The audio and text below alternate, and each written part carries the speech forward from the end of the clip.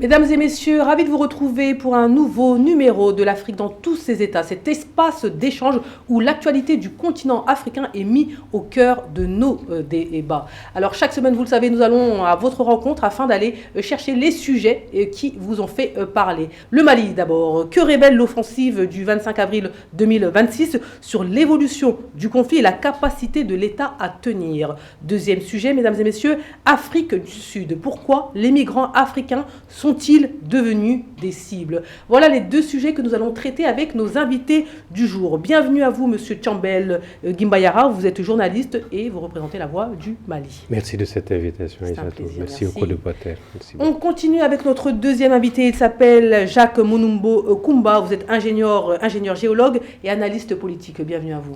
Merci, bonjour Aïssatou, bonjour à mes co-débatteurs et c'est toujours un plaisir de revenir sur ce beau plateau de l'Afrique dans tous ses états. Merci beaucoup et on finit avec Babadem, vous êtes journaliste. Oui, bonjour Aïssatou, bonjour à mes co-débatteurs, spectateurs et commentateurs.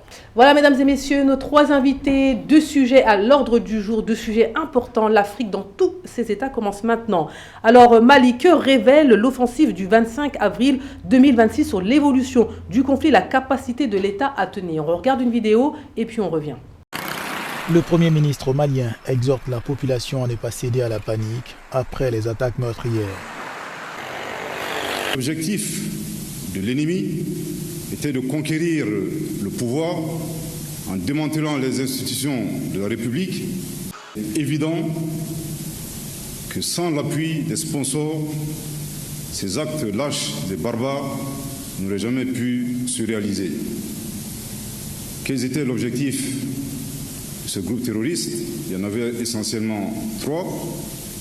Un, s'aimer la peur et le doute. Nous n'avons pas peur, nous ne douterons jamais. Selon les analystes, ces dernières attaques constituent le défi le plus grave auquel l'État malien ait été confronté depuis l'offensive de mars 2012. De retour sur le plateau, les groupes armés terroristes seront traqués jusque dans leur dernier retranchement sur toute l'étendue du territoire. C'est le président du Mali, Assimi Goïta, qui parle. Et ce n'est pas une formule, c'est une réponse directe, mesdames et messieurs, à une attaque qui visait clairement à faire vaciller l'État du Mali.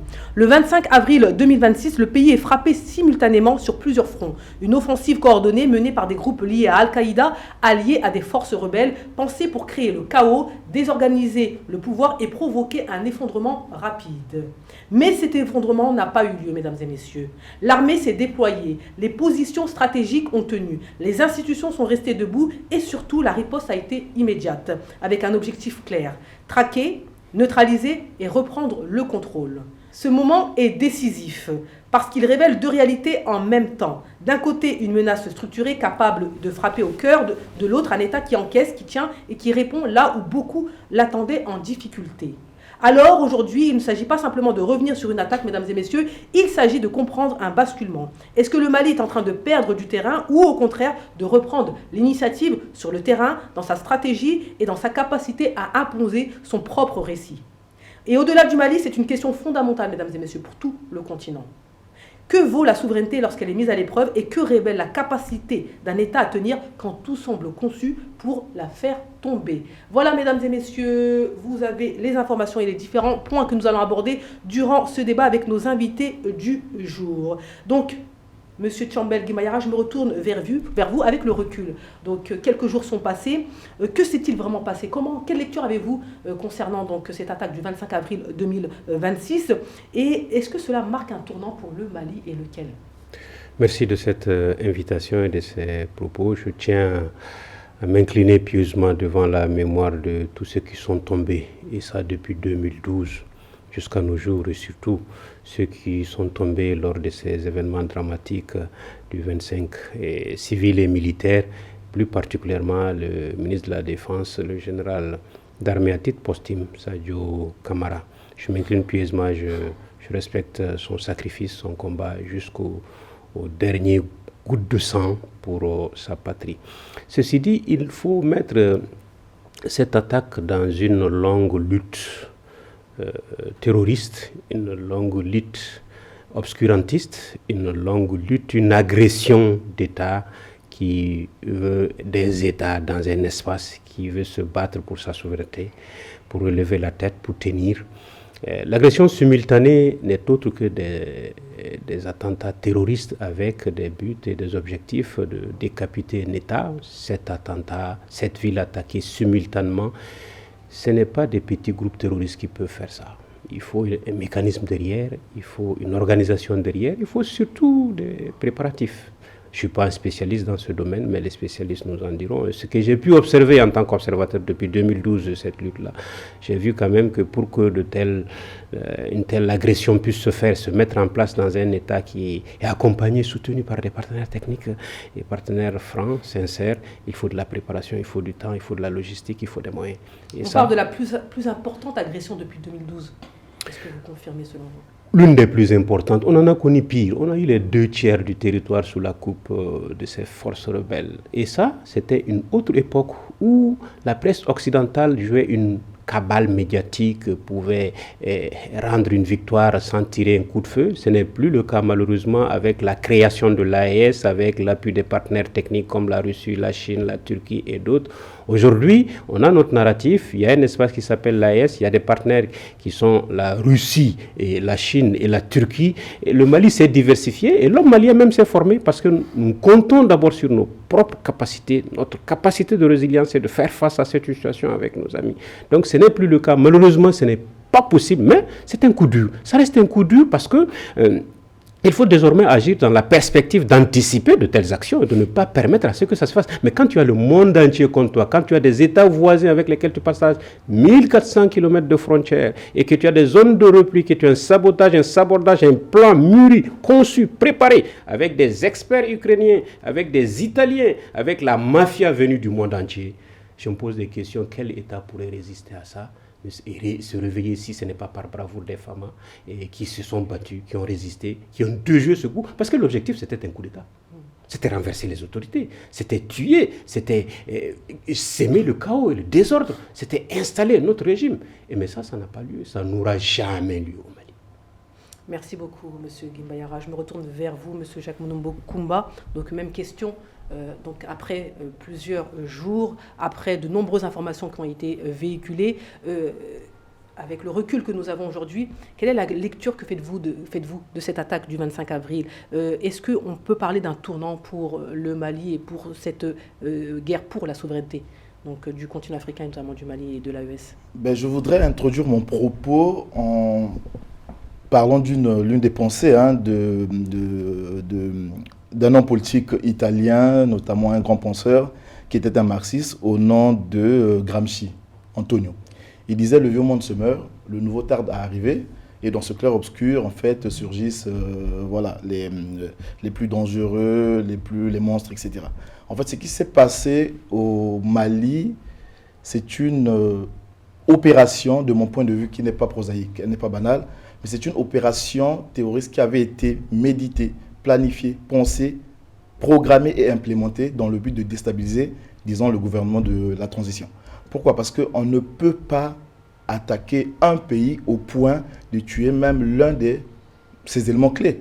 Ce fut le cas, par exemple, avec la mort de notre bien-aimé ministre d'État et de la Défense, Sadio Kamara, qui vient de perdre sa vie, perd son âme. Mais on voit très bien que, en fait, les groupes terroristes, aujourd'hui, on peut quand même dire qu'ils n'agissent pas en tant que groupe terroriste. En fait, il y a des forces obscures derrière qui les financent, qui les équipent, et ils bénéficient même du renseignement, parce que je ne peux pas imaginer un pays comme le Mali et une grande personnalité de cette trempe puisse être cueillie de cette façon, avec beaucoup de facilité. Donc on voit très bien que c'est toute une cabale derrière qui est là. En fait, les groupes terroristes, ce ne sont que des pions qui sont sur le jeu de dames qu'on est en train de pousser.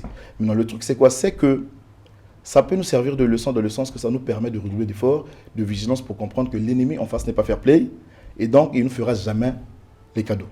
Il va falloir que nous puissions nous armer d'abord nous-mêmes, comprendre qu'eux, ils ont aussi des armements lourds et que dans le même temps aussi, nous devons comprendre que le chemin que nous avons choisi, qui est celui de la souveraineté du Mali ou encore pour les autres pays de l'AES, c'est un chemin qui est tout à fait difficile.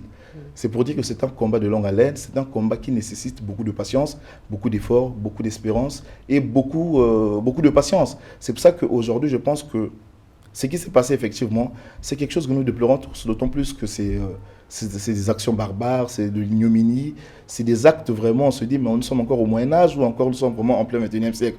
Parce qu'on ne peut pas vraiment attaquer un pays comme ça, et le pays qui est en train juste de défendre ses intérêts. Donc je pense que le long de cette émission, on pourra évoquer d'autres éléments qui nous permettront de comprendre mieux ce qui s'est passé effectivement. Babadem, le chemin de la souveraineté, le chemin de la liberté sera et est semé d'embûches et malheureusement de pertes importantes. Alors, on a vu, et je le redis ici, beaucoup d'images ont été véhiculées dans différents médias, dans des médias panafricains, mais également des médias mainstream internationaux. Est-ce qu'aujourd'hui, il est facile pour une personne, pour un Africain, pour un téléspectateur, de faire la part des choses? Et surtout, vous, qu'est-ce que vous retenez donc, de cet attentat du 25 avril? Quelle lecture en faites-vous, Babadem? Oui, déjà, je m'associe aux condoléances, notamment et à la pensée aux familles du général et ceux qui ont perdu la vie, effectivement, ce 25. Et j'allais même, en fait, c'est comme si, comment on dit, vous m'avez devancé, mais c'était effectivement, je voulais commencer par cette phrase du général Goïta qui disait nous avons fait le choix de la souveraineté et la souveraineté a un prix. Et c'est ce prix-là qu'ils sont en train de payer. Au-delà de ça, le côté soudain, c'est vrai que c'est soudain, mais moi ce que je vois, c'est plutôt un ensemble d'alliances contre nature qui se sont mis ensemble parce qu'ils se sont dit, il faut voir ça. Depuis la première tentative, c'était l'année dernière pour le camp Kati, au moment où ils ont attaqué le camp Kati, ils se sont dit finalement ça n'a pas suffi. Ils ont une défense. On a vu qu'ils ont attaqué, et je rejoins la phrase du capitaine Ibrahim Traoré quand il parlait de l'hiver noir, mais il avait expliqué tout cela. Au-delà du capitaine Ibrahim Traoré, le général Tchani aussi, lors de ces différentes, avait expliqué tout cela. Maintenant, si vous réécoutez cela, vous remettez en lumière, vous revoyez ce qui s'est passé, c'est à peu près cela. Ce que je veux dire par là, c'est qu'il y a eu une signature. Tout ce qui s'est passé entre Kati et Bamako, parce qu'il y avait aussi l'aéroport qui devait être attaqué, le fait d'éliminer les gens, les têtes du régime, c'est une signature internationale. Il suffit juste de lire à côté comment ça se passe, Venezuela par-ci, on l'a vu avec l'Iran. Donc là, c'est une signature. Le fait maintenant, l'autre signature, c'est la signature, ils préfèrent dire séparatiste, djihadiste, mais moi je les mets toujours terroristes du Nord, comme on dit le FLA. C'est la même signature qu'en 2012, quand eux ils ont décidé de ça. Donc il faut bien voir. Et si on revient en 2012, regardez bien les villes au moment où les attaques ont eu lieu. On nous a parlé d'abord de Kati, Bamako, mais ensuite les Sévaré, Mopti, on remonte, Gao, puis Kidal, sont les mêmes villes en 2012, au moment où ils descendaient jusqu'à, on les a arrêtés. Donc, et au-delà de ça, FLA et Jenim, mais c'était MNLA et Al-Qaïda islamique. Donc ils se sont tous dit, on avait tenté, on n'a pas réussi. Cette fois-ci, ce sont ces alliances contre nature qui se sont mis au même moment, sans compter, comme vous le dites, les médias. Mais quand je parle des médias, le problème des médias, parce que le jour même, et je voudrais même faire un focus sur moi, ce que j'appelle, et je pense que les témoins de ça, moi j'appellerais ça la bataille de Kati. La bataille de Kati, c'était le matin. Quand ils ont attaqué Kati, on a vu les premières images où on voyait effectivement les terroristes entrer dans la ville. Nombreux, c'est la première fois que je voyais autant de terroristes. Ce qui m'avait choqué aussi ou marqué, c'est la jeunesse aussi de certains. Beaucoup étaient très jeunes. Il y a une autre image qui est repartie, où on voyait la riposte. Et on entendait une riposte lourde. Et quand il y a eu cette riposte lourde, on voyait les terroristes soit abattus, soit qui fuyaient. Mais il y avait la population derrière aussi qui se sont mêlés à ça. C'est-à-dire qu'on avait l'unité entre l'armée et la population. Ils ont eux-mêmes chassé ces terroristes. Ou au-delà de ça, en tout cas, ils ont traqué ces terroristes. Armée et population. Et la belle image que les autres chaînes n'ont jamais voulu montrer, c'était l'image où à un moment donné, on voit l'armée arrêter les terroristes, mais une haie d'honneur pour saluer cette armée. D'autres qui venaient pour se congratuler, d'autres embrasser l'armée qui disait « nous sommes en mission, nous continuons ». Cette image n'a jamais été, et on avait autant d'images, mais ces images ne sont jamais passées par les mainstream. Au même moment, quand les personnes des terroristes, je vais dire, sortaient les images, on a vu où à Kidal, ils avaient pris la possession d'une station d'essence. D'autres, la maison du gouverneur. Mais regardez, ça s'est passé peut-être 3 heures après, mais regardez comment les médias mainstream ont récupéré. Et il y a même une autre place à Kidal où on voyait le drapeau malien baissé, ils ont remplacé par un autre. Ces images ont tourné en boucle presque toutes les 30 secondes dans ces médias-là. Par contre, là où il y avait la traque à Kati, là où ils ont défait ces personnes, jamais. Au moment où on montait, on s'est dit, tiens, il y a Sévaré aussi, et que petit à petit, la riposte. C'est pour ça que moi, quand je faisais mon analyse, je disais, mais c'est dommage, mais la riposte et la défense de l'armée malienne est d'une telle puissance que je me suis dit, en 24 heures, ça va être réglé. Et effectivement, au-delà de ça, par contre, quand j'écoutais les autres personnes ou ceux qui regardaient les médias français, surtout les médias français, Bamako était tombé, le régime était tombé. Et pire encore, ils ont même remplacé, ils savaient déjà qui sont les personnes, je ne vais pas citer leur nom, mais les personnes qui remplaçaient les personnes dans le régime. Il faut écouter, il faut aller voir. Regardez même les posts, c'est sur YouTube. Allez voir les posts, la fin du régime. Et même mieux, quand le général Goïta, voilà, le général Goïta avait disparu. Regardez le nombre de messages qui disaient il est mort, on l'a capturé, il a été arrêté, nous allons négocier, voilà, ou bien il a fui, ou nous allons négocier les choses. Alors que non de cela. Donc, c'est pour vous dire que le plan a été savamment orchestré. Et c'était le même plan qu'ils avaient utilisé pour le moment du carburant où on disait Bamako est entouré, Bamako est asphyxié. Ils ont vu que le soulèvement populaire, parce qu'eux ils se sont dit, pour éliminer un régime populaire, il faut que ça passe par un soulèvement populaire. Ils ont vu que ça ne passe pas. Donc ils ont dit, on va essayer de faire un soulèvement avec des actes terroristes, on les tue, on décapite. Mais ça n'a pas passé. Donc c'est pour vous dire que c'est orchestré, mais orchestré par plusieurs types. Donc il faut qu'on arrête de nous dire c'est des séparatistes ou c'est tout un conglomérat autour. Merci beaucoup Babadem. Donc de nombreux points ont été évoqués et on va les reprendre un par un dans un instant donc avec tout le monde. Je sais que vous souhaitez réagir rapidement, Monsieur Jacques Mounombo. Oui, rapidement. En fait, je voudrais m'aligner complètement sur la position de mon frère Baba lorsqu'il parle des médias aux Occidentaux. Effectivement, ces médias-là ne diffusent pas les vraies informations de ce qui se déroule sur le terrain.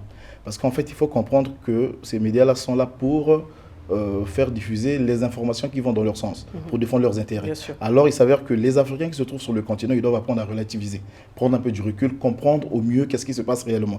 C'est pour ça qu'aujourd'hui, moi, je suis très content parce qu'on a l'impression que Bamako était tombé ou encore le Mali était tombé, alors que ça ne l'est pas. On a bien vu le communiqué qui avait été pondu par le chef d'état-major de l'armée malienne, qui félicitait en fait les FAMA pour leur détermination et leur engagement sans faille à défendre la nation, etc. Et tout. Donc on voit très bien que le calme est quand même la situation sous contrôle et il va falloir que les Africains puissent ouvrir un peu leurs esprits et prendre avec des pincettes les informations venant de l'Occident. Exactement. Quoi qu'il en soit, on va revenir sur ce point-là. La communication, elle est stratégique parce que la guerre, certes, elle est sur le terrain, mais elle est également informationnelle. On va revenir dessus. Mais Baba, vous avez évoqué certains points, notamment concernant cette alliance un peu contre nature entre le JNIM et les FLA. Est-ce que c'est finalement un aveu de faiblesse, à savoir, on n'a plus le choix, on a tenté pas mal de choses, on n'a plus le choix. Il faut quand même le dire ici sur le plateau de l'Afrique, dans tous ces États, ce sont quand même deux groupes qui se sont affrontés pendant très longtemps, deux groupes qui sont un peu en compétition, et finalement on les voit ensemble pour essayer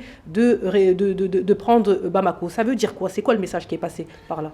Non, le message qui est là est qu'on ne va pas remonter depuis 1963, la première rébellion, ni les différents accords, encore moins, situons-nous depuis 2012, et la libération de la ville de Kidal.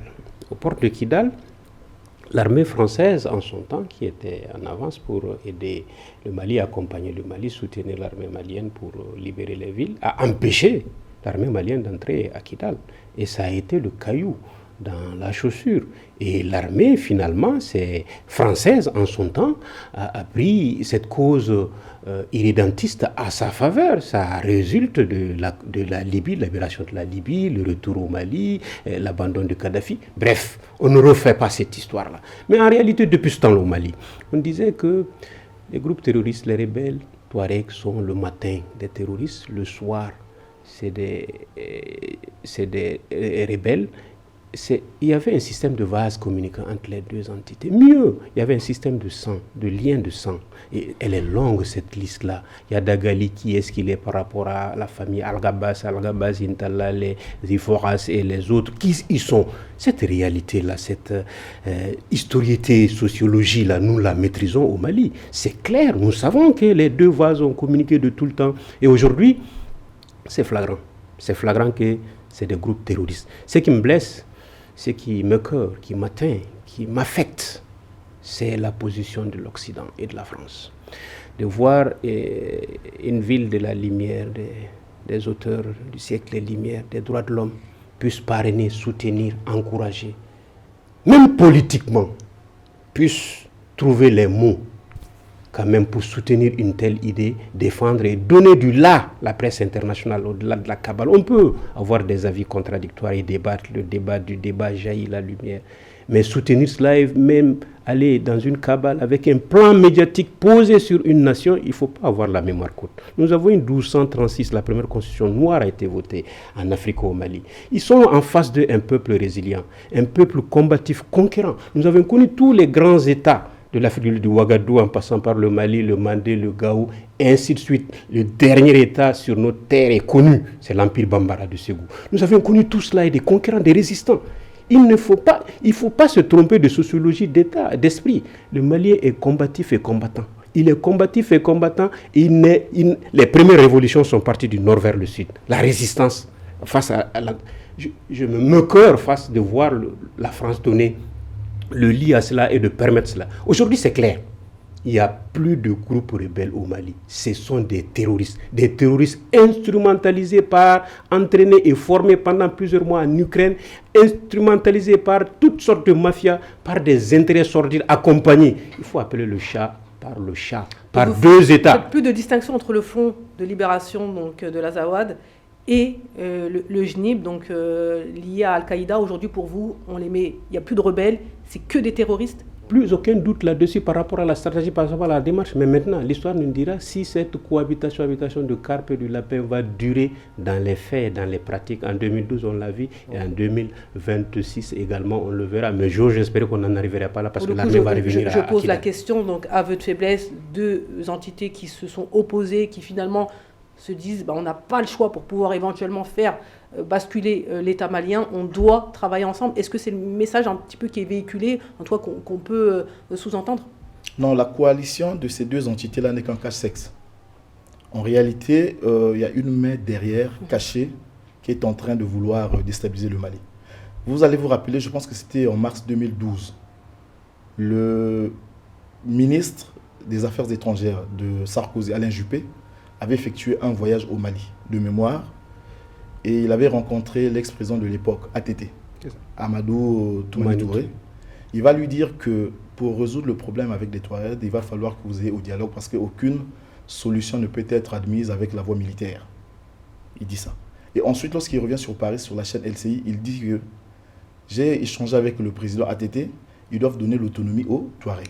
Ouais. Donc le but fondamental, c'est quoi? C'est d'émietter le Mali, diviser le Mali. Donc en fait, ils sont dans la politique de diviser pour mieux régner. Tout simplement, il n'y a pas autre chose. En fait, ce qu'ils ont fait par exemple à la Somalie, en 1993, ils ont bombardé la Somalie, c'est devenu un pays des zombies. Ce qu'ils ont fait au Soudan en 2011, ils ont pénalisé Bachar, Al-Assad, machin, tout et tout, ils ont divisé le pays. Ce qu'ils sont en train de faire, à vouloir faire en RDC, avec le côté de l'Est de la RDC, qui aujourd'hui, plus de 3 décennies, ne fait que se battre, c'est la même chose qu'ils veulent faire avec le Mali.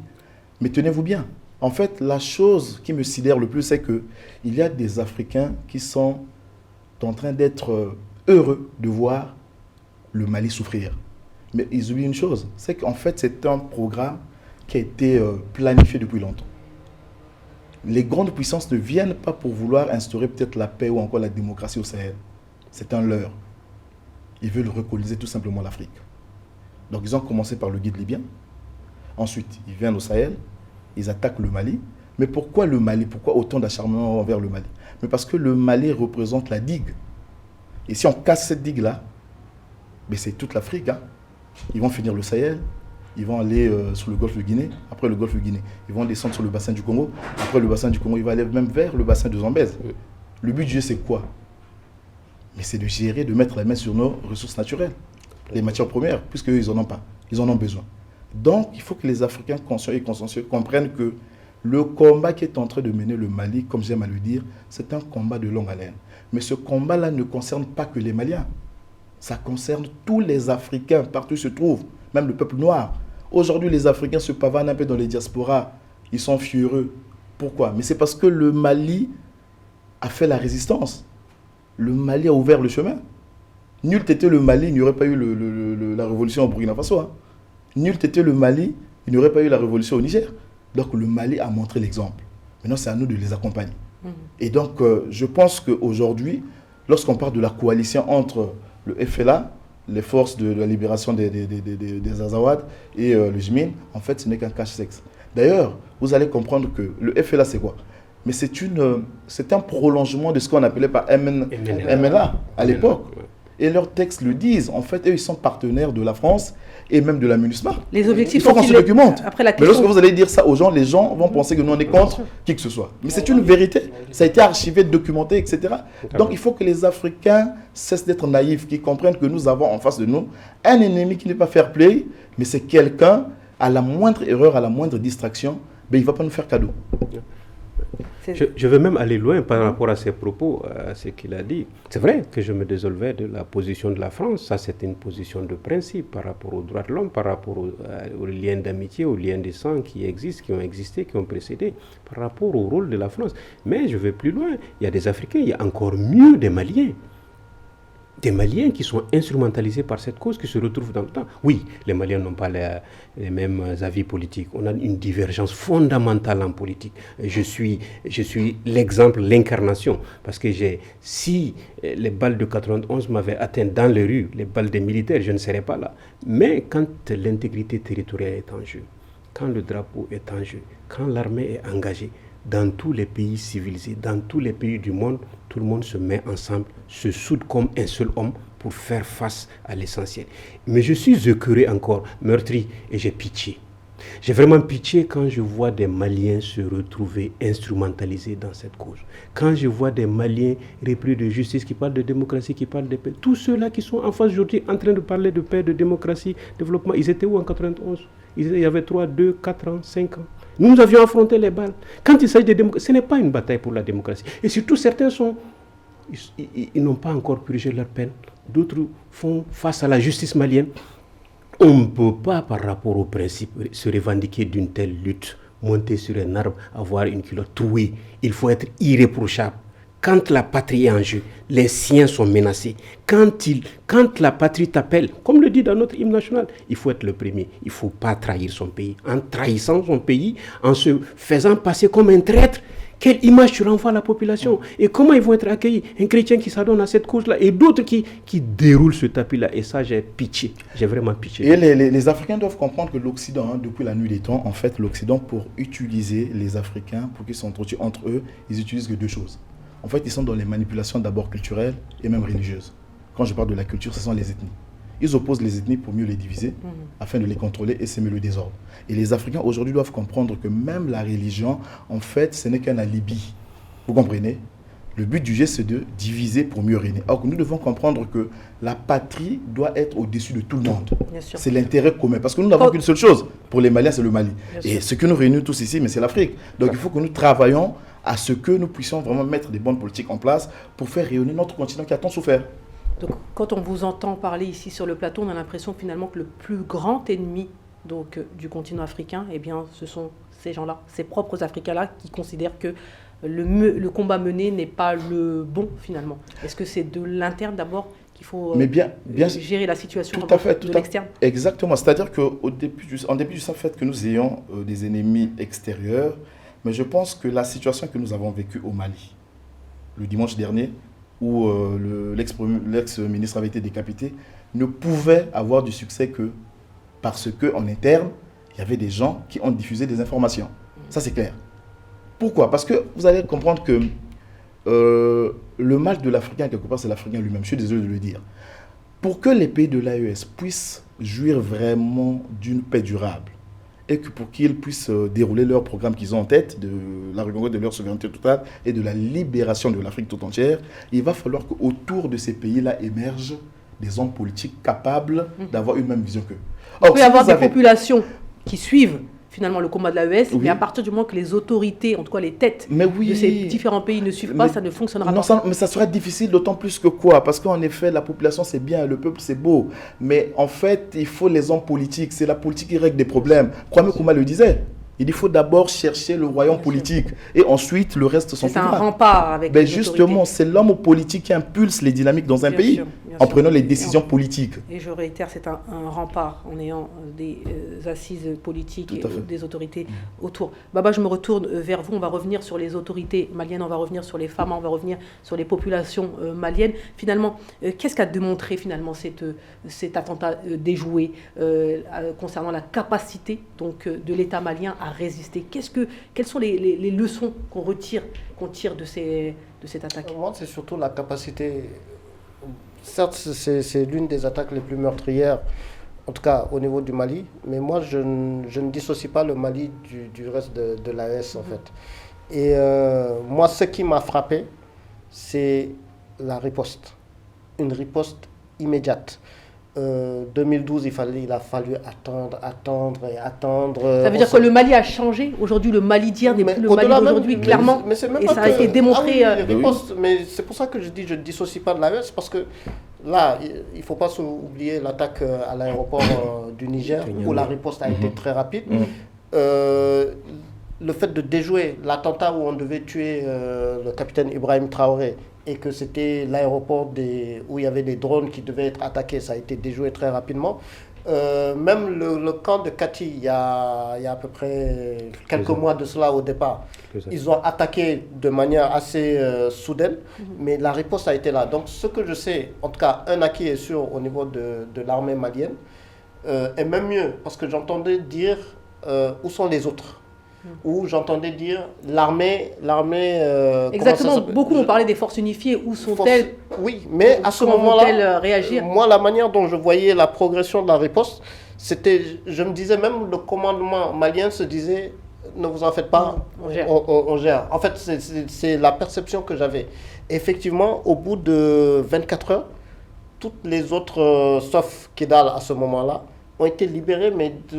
Et on parle du Mali, hein. C'est pas un pays où chaque ville qu'on devait libérer, c'est à quelques kilomètres. Là, c'est d'un territoire énorme. Ils sont arrivés à 200 km². Exactement. 1 million 200 000. Et donc, moi, un acquis, c'est la riposte. Ça, c'est déjà ça, la résilience de la population. Mais je répète encore, il faudrait que ces images ressortent. C'est l'unité autour de l'armée.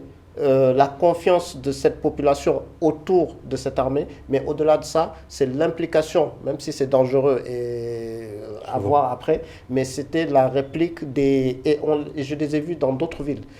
Les gens de la population même s'impliquent pour combattre ou traquer ces terroristes. En tout cas, les messages ont été envoyés là-dessus. Donc, il y a cette riposte et il y a au-delà de ça aussi, il y a, au niveau de la communication aussi, on a vu qu'on nous parle, il faut voir, hein, ils cherchent une certaine communication, mais je pense que de notre côté aussi, le fait qu'on ait des... bon, c'est pas si régulier que ça, mais que l'armée puisse communiquer, chercher les bonnes informations et nous dire de manière claire, c'est-à-dire qu'on voyait que ce n'était pas de la propagande. Quand ils disaient « nous avons la situation en main », etc., c'est qu'ils ont eu le temps de vérifier alors que de l'autre côté, c'était une propagande. Donc, je pense qu'ils sont sur la bonne voie. Et à dire au niveau de l'AES, c'est-à-dire qu'il y aura encore d'autres qui vont arriver au niveau de l'AES, mais je pense qu'ils sont prêts.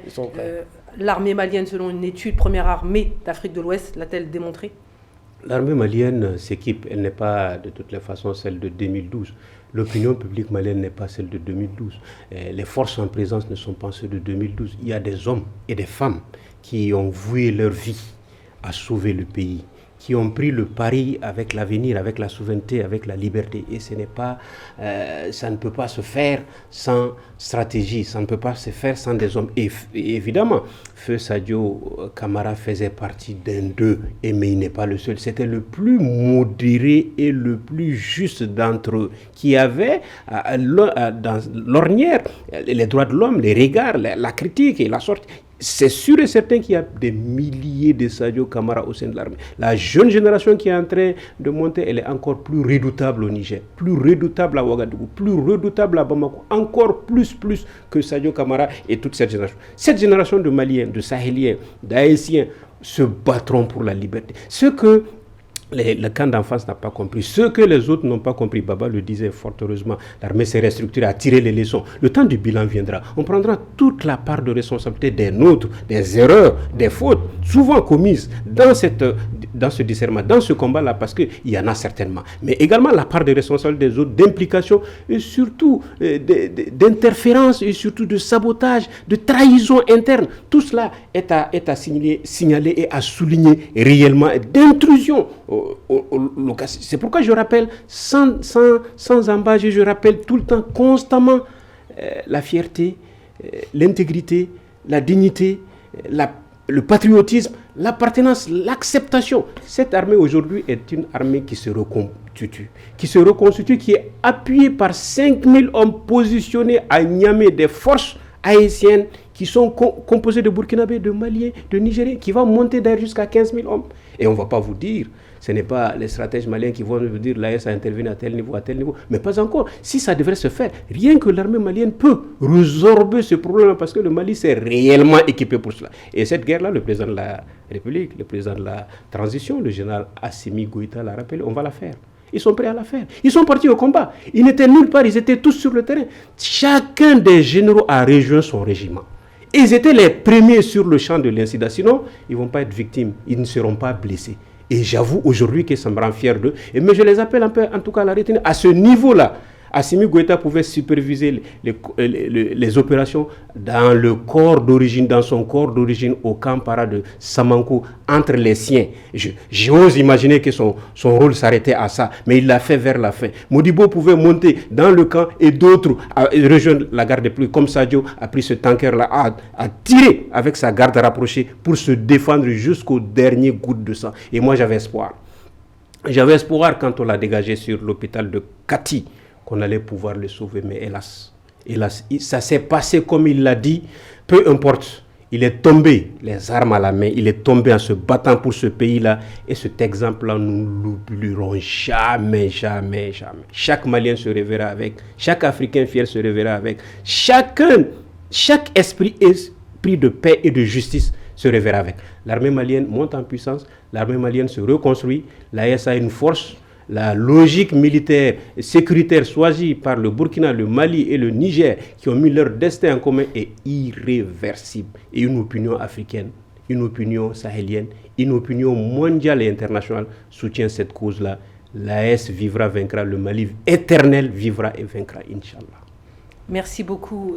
C'est vrai qu'on parle beaucoup, et surtout notamment actuellement sur les réseaux sociaux. Donc le général d'armée, donc Feu Sadio Camara, est souvent cité. On le rappelle, on le cite, on cite ses propos, on cite les différentes actions qu'il a pu mener, que ce soit sur le terrain, que ce soit en stratégie. On a l'impression que finalement sa mort a réunifié, à unifier, à consolider, à relier, à gonfler même, à remotiver les Maliens et l'Afrique. Est-ce qu'on peut dire que finalement, il y a des morts, mais il y a des morts utiles?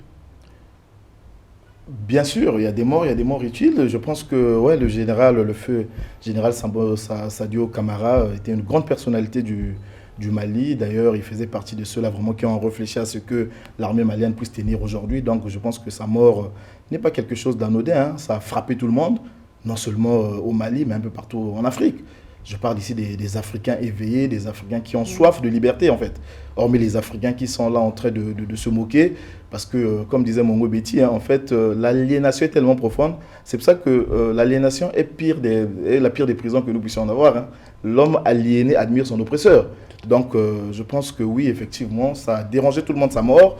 Mais aujourd'hui, je pense que c'était aussi une erreur stratégique de la part des Occidentaux. C'est important. Pour le coup, c'était la question suivante, à savoir quelle leçon tirer donc, de ce décès. Bon, mais la leçon à tirer, il faut aussi comprendre que ça nous pousse à renforcer d'abord notre système de sécurité. Quoique, chaque système de sécurité, aucun système de sécurité au monde n'est infaillible. On a vu ça aux États-Unis, on a vu ça en Iran, on a décapité le guide, on a vu ça même en Libye, comment est-ce que Muammar Kadhafi avait été cueilli, tout ça, machin, tout et tout. Donc je pense qu'aucun système de sécurité au monde n'est infaillible. Mais ici, ça nous pousse encore de dire que, ben, écoutez, les ennemis que nous connaissons déjà, qui est le monde occidental, notamment les impérialistes, etc., et tout, existent, mais nous avons aussi des ennemis à l'intérieur. Donc ils peuvent être nos frères, qui ont plus ou moins la même couleur de peau que nous, qui mangent avec nous, qui mangent avec nous, qui souffrent avec nous, en fait. Donc c'est à nous aussi de comprendre que, ben, écoutez, on ne doit pas faire confiance à tout le monde et que, à ce jour, parce que les groupes terroristes, en fait, ce sont des gens qu'on ne voit pas facilement, qui ont une tenue qu'on peut remarquer. C'est des gens qui sont souvent dissimulés dans les populations. Donc il est très difficile quand même de les détecter.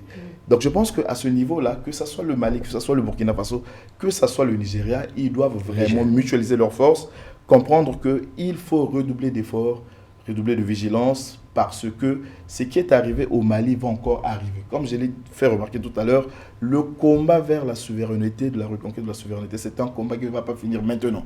D'autant plus qu'on a suivi le Quai d'Orsay. Hein. Ils ont produit un communiqué comme quoi que les ressortissants français doivent libérer provisoirement le territoire malien. Ouais, mais pourquoi ils le disent? On est dans la... Pourquoi ils le disent? Dans une cabale. Ben, dans une cabale. Ouais. Ça, mais il n'y a pas que le Quai d'Orsay, il n'y a pas que la France. Il y a le Canada et la Grande-Bretagne aussi. On n'est pas une première. Là. Voilà, justement. Donc, c'est pour dire même que, les États-Unis. Voilà, c'est pour dire que là où ils sont là, parce que le but du jeu, c'était quoi? C'était carrément de déstabiliser la marche de la transition de Assimi Goïta. C'est-à-dire que renverser le système, c'est un coup d'État manqué, en d'autres termes. Ne faisons pas l'économie des mots. Un coup d'État manqué. Et donc, du coup, là, ils sont tentés de grogner. Ils se disent, mais tiens, on a raté un truc, mais il va falloir qu'on revienne en force.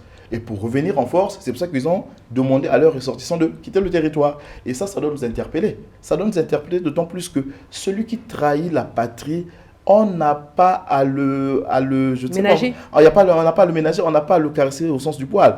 C'est-à-dire qu'il va écoper le nombre d'années de prison, voilà, qu'il va falloir qu'on lui donne. Ou encore, s'il faut qu'on mette la peine de mort, il faut mettre la peine de mort. Parce qu'en Chine, c'est ce qu'ils font. Hein. Les Chinois avancent, c'est parce qu'il n'y a pas de pitié. Il n'y a pas d'état d'âme.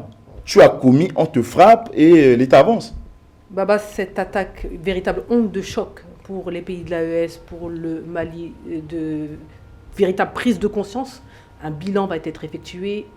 Les autorités ont déjà commencé à travailler, à savoir qu'est-ce qui s'est passé, comment ça s'est passé, comment on a pu en arriver là. Donc, on suppose que plusieurs actions vont être mises sur le terrain pour modifier la situation, pour améliorer la situation, pour faire en sorte que cela n'arrive plus jamais donc, de cette même manière-là. Et vous, quand on regarde certaines images, vous avez parlé d'images, quand on regarde certaines images, on voit des véhicules arriver à Kati. Et finalement, beaucoup se disent, mais comment se fait-il qu'une horde de motos arrive de cette manière-là à Kati et que finalement, les autorités, les militaires, la police n'a pas été informée? Comment on peut l'expliquer? Après, il faut voir aussi dans le cadre du JNIM, toutes les attaques qui ont été faites à un certain moment, le JNIM a l'habitude de recruter, en tout cas leur changement de stratégie a été de recruter au niveau local. Je ne suis pas sûr que sur les 10 000, 12 000 dont on a parlé, ils n'ont pas quitté le nord pour traverser le pays. C'est au niveau local aussi qu'ils ont pris pas mal de personnes de cela. Mais pour revenir au général, je pense que le général Sadio Camara c'est le martyr, il devient ce héros. Et je pense même qu'il devient ce symbole parce que lorsque vous regardez les obsèques, les différents témoignages, il faisait partie de ces personnes qui avaient qui inspiraient beaucoup de gens et beaucoup le respectaient au-delà même de l'armée. Et j'ai l'impression que cette fois-ci, ça va donner à l'armée, parce que quand l'armée partait avec une certaine, qu'on voyait peut-être pas avant, une certaine, pas forcément colère, mais une certaine fougue. Motivation. J'avais l'impression qu'ils vont à la bataille, ils vont gagner cette bataille et ils vont dire je l'ai fait pour toi, on l'a fait pour toi, on t'a pas oublié. Et je pense que ça va traverser toute l'AES. Et autre chose, c'est une erreur, pour moi, c'est cette erreur-là va changer. Erreur, c'est même pas une erreur, mais c'est ce meurtre-là, cet assassinat-là, cette lâcheté va changer toute la donne. Et je pense que ça va faire reculer même beaucoup.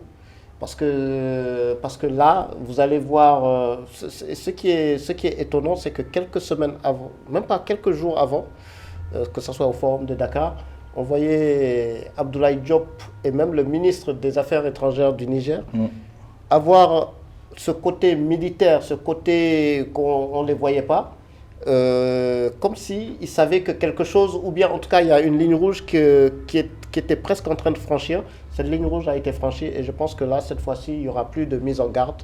L'AES va agir et agir très sévèrement.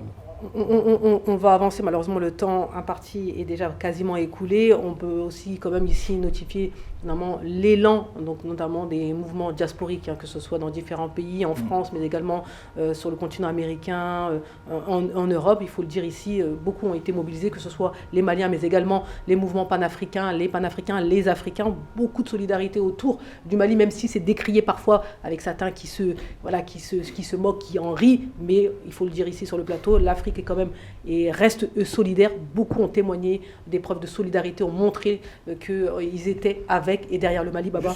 Juste une petite dernière image, parce que ça, j'y tiens vraiment. 2012, 2013, quand on voyait la haie d'honneur des Maliens à Bamako, c'était qui était au milieu et qui recevait les félicitations parce qu'on les prenait pour des sauveurs? C'était les Français. Ouais.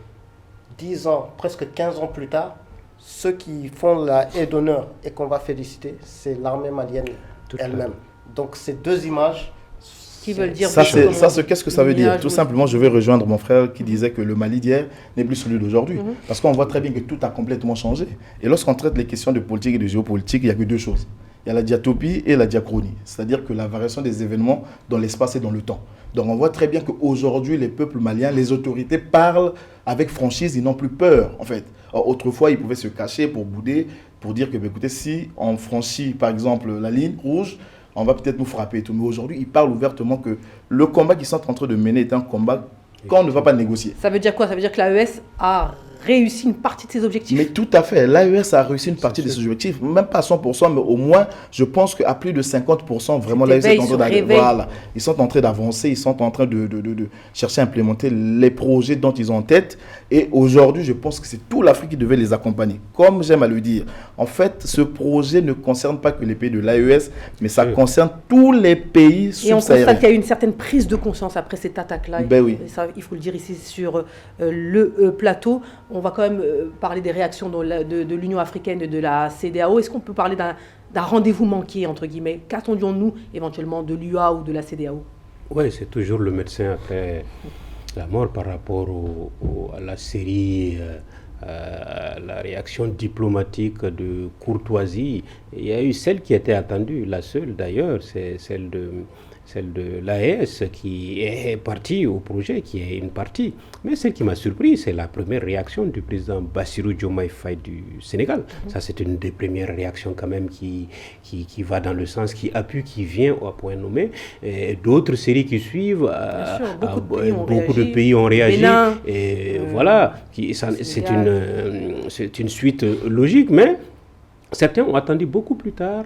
Et avec des communiqués assez imbriqués, c'est le cas de la France, où on dit se tenir auprès de la population, mais ne pas tenir compte de l'État, où on veut féliciter le peuple, et c'est encore le double langage, ou l'Algérie qui tient en même temps à l'intégrité territoriale du Mali, alors que c'est le pays qui venait d'abattre notre drone, qui laisse passer sa frontière poreuse de 1400 km, qui abrite des rebelles, qui abrite des repris de justice, qui abrite qui a laissé passer 12 000 hommes vers le territoire malien et qui est venu en renfort, ou là encore la Mauritanie, on attend encore, qui est inquiet fier, mais qui fait tout pour tirer du...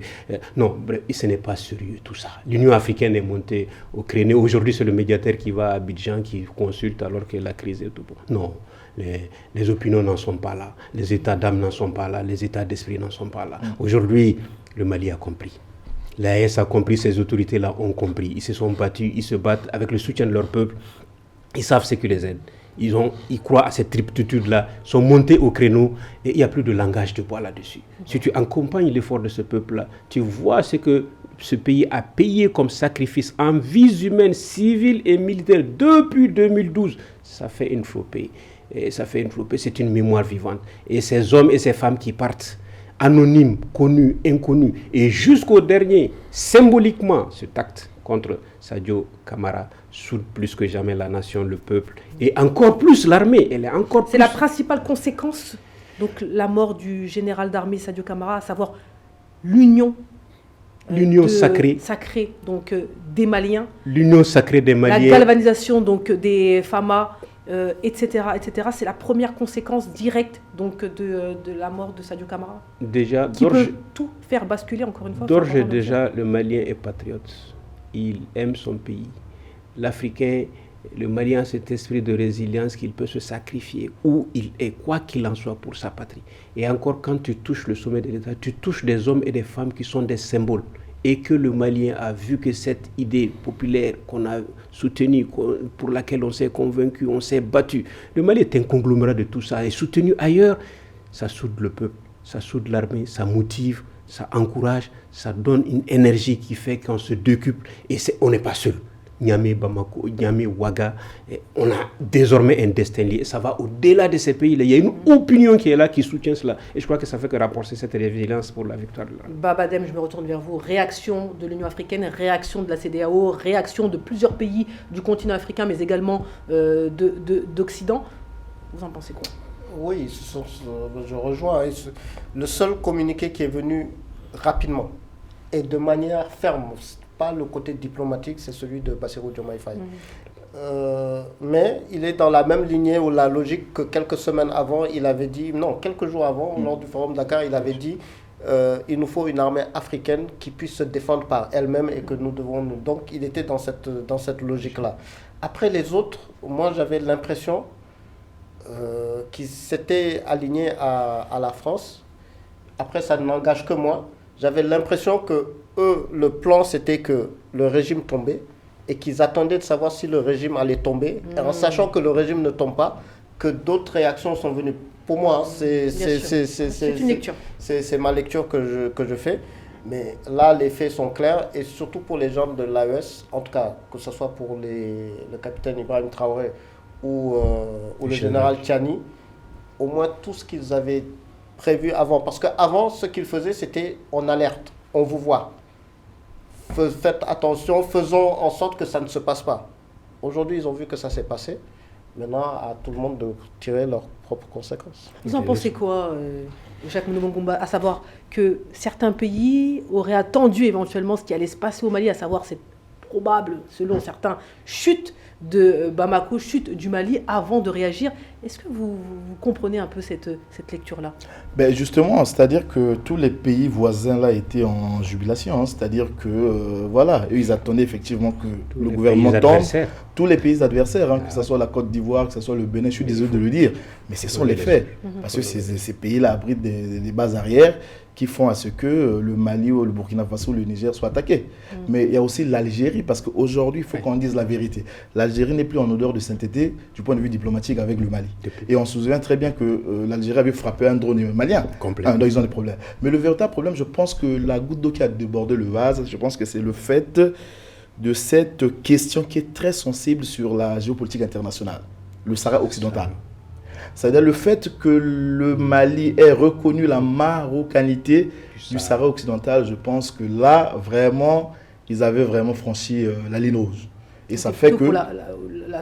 La souveraineté, en tout cas, exactement, des peuples décident eux-mêmes de leur sort. Parce que la question du Sahara occidental, c'est une question qui est très sensible à Issa. Vous pensez que Et ça même a les un grandes lien puissances internationales Vous pensez ont que du ça a mal un à se lien avec prononcer les là-dessus. attaques du 24 Mais avril justement, il faut faire le lien. Il faut faire le lien. Complètement, Parce que le lien. vous savez pourquoi? Vous savez, une information en géopolitique, une information, même quand elle est fausse, il faut toujours l'analyser avec lucidité afin de faire un rapprochement avec le réel. C'est toujours important. C'est des éléments qu'on ne peut pas négliger comme ça. Il faut mettre ça dans un sac et regarder un peu qu'est-ce que ça peut donner. Est-ce que ça peut nous donner des pistes vraiment d'information? Parce que moi, je pense que, voilà, effectivement, l'Algérie n'a pas vocation vraiment que le Mali ou encore les 3 pays de l'AES puissent s'unir politiquement. Parce que ces 3 pays-là, si l'AES partait vers l'État fédéral, rassurez-vous, ça sera le pays le plus puissant de la sous-région. Maman, vous en pensez quoi? Vous tourniez Non, la tête parce en que- mode non, comme parce quoi Non, ça peut être. Je pense pas que c'est ça qui a fait basculer les choses parce que l'attaque, la manière dont ça a été coordonné, c'est quelque chose qui a été planifié depuis longtemps. Complètement. Complètement. Mais selon vous, c'est le déclic? C'est quoi ça? Non, peut-être que c'est juste l'hésitation qui aurait pu dire que. On fait ou on fait pas, on attaque ou on n'attaque pas. Mais c'était planifié, c'était sûr qu'ils allaient attaquer. Quoi qu'il en soit. Peut-être, non, quoi qu'il en soit, mais c'était clair, planifié. Et même les télévisions avaient déjà planifié depuis longtemps leurs textes. Donc, vous en pensez quoi concernant donc, effectivement le Sahara occidental? Il y a eu une certaine reconnaissance de la part du Mali. Le Sahara est un élément à prendre en compte qu'il ne faut pas négliger. Mais peut-être même que le Sahara, la position malienne sur le Sahara vient dans la suite logique ou dans la dégradation, la longue dégradation, et puis des alertes par rapport au camp algérien, tout à fait. comme quoi pour dire que nous voyons ce que vous êtes en train de faire, ce que vous planifiez, arrêtez. On réagit pour faire mal et pour que vous compreniez le message. Sinon, Tchani l'a dit, Ibrahim, capitaine Ibé l'a dit, d'autres l'ont redit, le Mali même, tu as des signaux, tu sentais une certaine frilosité, tu sentais que les pays étaient sur ses gardes et on attendait, on pensait à quelque chose. C'est une réalité. C'est vrai, l'histoire du drone, la justice, l'Algérie n'a pas voulu répondre. Mieux que ça, on abrite encore des terroristes, c'est des repris de justice, tous les gars du MNLA en son temps. C'est une variation juridique. En fait, c'est habile. C'est des officines qui planchent sur ces aspects-là. Ces hommes et ces femmes en sortant du Mali étaient MNLA.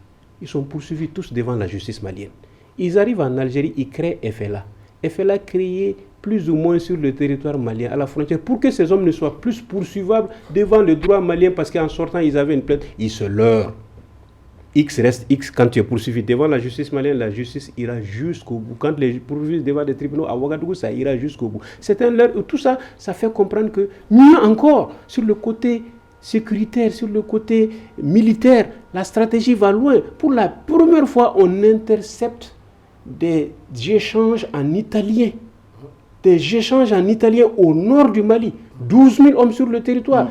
C'est la mafia italienne qui s'en mêle. Donc, c'est des mercenaires venus de partout. C'est des gens aguerris qui ont été formés en Ukraine au maniement des drones, au maniement des engins explosifs. Ce n'est pas de la rigolade, ce n'est plus de l'amusement. On a dépassé le point. Il faut savoir raison garder que les Maliens doivent se ressaisir. Ceux qui s'adonnent à des implications ou à des complicités avec hommes politiques ou pas doivent se ressaisir parce qu'il faut se tenir droit quand l'État est attaqué. Parce que ce n'est plus de la rigolade, ça atteint des niveaux où vraiment il faut sauver le pays et sauver la patrie. Il faut se battre pour la patrie et je crois que ça c'est purement malien. Les Africains nous suivent parce que c'est l'un des rares pays qui dit qu'il est prêt à renoncer à toute ou partie de son intégrité pour la souveraineté, pour l'Union africaine.